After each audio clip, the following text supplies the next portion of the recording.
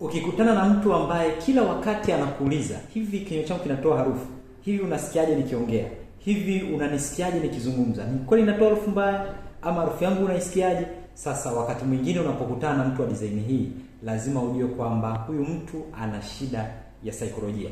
Sasa ni kwamba kuna aina ya halitosis ama aina ya harufu mbaya ambayo yenyewe inasababishwa na hisia.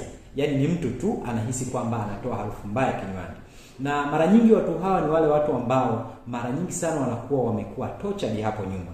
Yaani mtu mfano aliwahi kuwa na rafiki yake wa karibu sana ama mtu wa karibu sana akamwambia ya kwamba unatoa harufu mbaya kinywani. Sasa hiyo ikampelekea lile jambo akawa nalo kwa muda wote huo, kiasi kwamba anakuwa ni mtu ambaye anahisi na anajua kwamba yeye anatoa harufu mbaya hata kama si kweli. Sasa mara nyingi sana watu hawa wanakuwa na dalili zifuatazo. Dalili ya kwanza, anakuwa ni mtu wa kupiga mswaki mara kwa mara.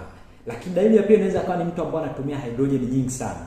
Lakini dalili ya tatu, anaweza kuwa ni mtu ambaye anaweza akawa anakuuliza mara kwa mara juu ya harufu yake ya kinywa.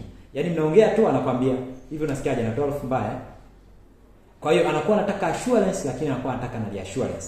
Sasa kama wewe uko katika hili kundi ama umewahi kumsikia mtu akiwa na tabia au dalili hizi ambazo nimekuambia, lazima ujitahidi umsaidie mtu huyu kwenda kwa mtaalamu, ili kusudi mtaalamu azungumze naye. Azungumze naye na amueleweshe kwamba hana shida yoyote, isipokuwa ana changamoto tu inaitwa pseudo halitosis, ama ni harufu mbaya ambayo ipo kwenye hisia, lakini si kweli kwamba ana changamoto hiyo. Hebu niambie kwenye comment, wewe umewahi kukutana na mtu huyu wapi, na imewahi kukutokea, ama na umewahi kumsaidia mwenzio kwa kufanya nini?